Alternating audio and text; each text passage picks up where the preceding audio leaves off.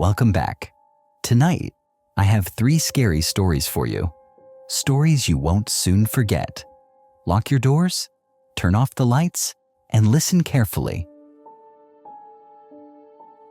It was a chilly autumn evening when I checked into the Old Mill Hotel, a decrepit building known for its eerie history. I was alone, traveling for work, and chose the place primarily for its charm and affordability. The moment I stepped into my room, I felt an inexplicable coldness, almost as if the air itself was whispering beneath my skin. That night, I kept hearing faint footsteps outside my door. I would look through the peephole, but no one was there. As midnight approached, the corridor outside grew eerily silent. Suddenly, the door handle jiggled softly. I froze, my heart pounding. When I finally mustered the courage to peek, I saw the door was slightly ajar, despite I was sure I had locked it. But the strangest part came after I woke up the next morning. My belongings, including my wallet and phone, were missing from the room. Yet, when I checked the hotel's empty lobby, no one had checked out. It was as if someone, or something, had taken me without my realizing. What haunted me most was that I later learned the room I stayed in was once occupied by a woman who vanished without a trace decades ago. I wonder if I was just a witness to something far darker, or if perhaps I had been something else entirely.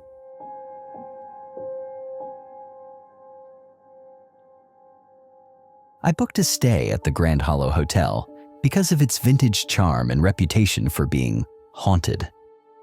From the moment I arrived, I felt a strange presence, but I brushed it off as my imagination. Later that night, I settled into bed after a long day of travel. Around midnight, I heard faint, unsettling laughter echoing down the hallways. It was distant, but unmistakably human. Strange, because I was the only guest checked in. Curious, I decided to follow the sound, but the corridors were eerily silent upon arrival. As I reached the end of the corridor, the laughter abruptly stopped. I turned to leave, only to find that the hallway behind me had changed. The wallpaper was peeling, the lights flickering, and the hallway seemed to extend infinitely. Suddenly I saw a figure in the distance, a woman in vintage clothing, her face obscured. I froze, but then she turned, revealing a terrified, hollowed face that seemed almost inhuman. I sprinted back to my room, locking the door. The next morning, I scoured the hotel's history and discovered that a woman who was believed to have died in that very corridor had a reputation for sanity issues, and her laughter was heard during her last days. But what I didn't realize was that the woman I saw that night was not a ghost, but a reflection of a tragic event.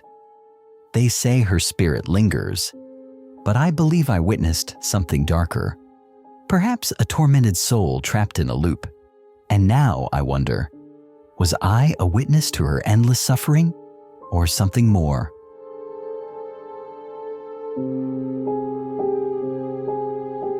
I was traveling across an old town and decided to stay in the historic Hotel Ravenwood, known for its beautifully preserved Victorian architecture. But as I settled into my room, I noticed a small, almost hidden door beneath a loose floorboard in the closet. That evening, driven by curiosity and feeling a strange pull, I pried it open. Inside, I found a narrow staircase leading down into darkness. I hesitated, but my curiosity got the better of me.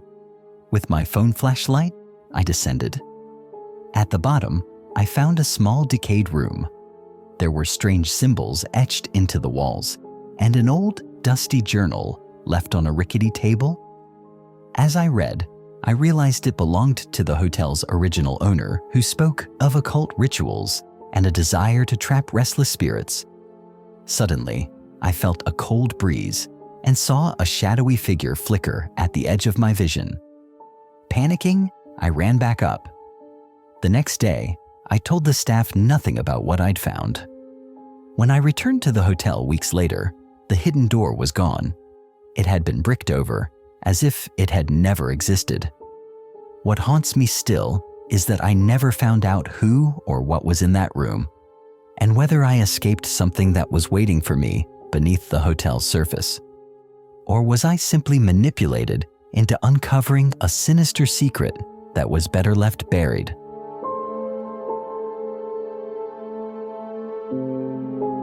I checked into a historic hotel famous for its haunted reputation. I was given room 13, a supposedly cursed room that no one dared to stay in for long.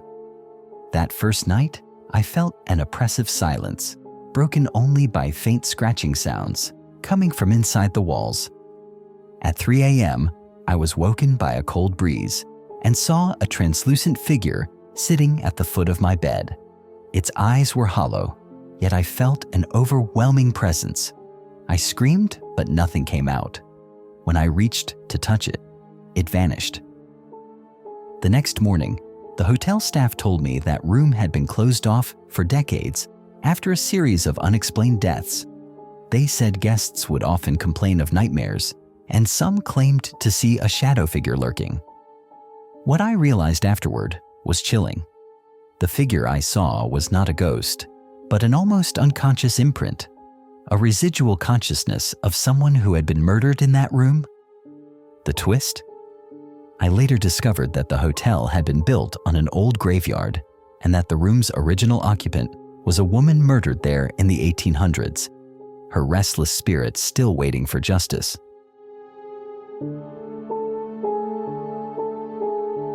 I stayed at an old abandoned hotel turned boutique hotel, famous for its antique decor. One portrait in the lobby caught my eye. A young boy in Victorian attire with piercing eyes that seemed to follow me.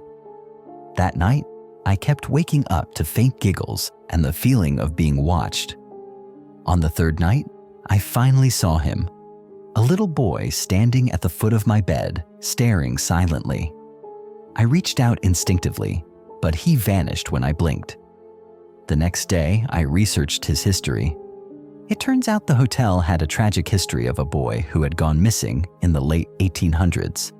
But what's truly haunting is the twist I found. The boy I saw was not a ghost, but a surviving part of a haunted object, a cursed portrait. Somehow, his image had come alive through a frayed, enchanted thread connected to the hotel's history. Now I wonder, was I witnessing a true lingering spirit?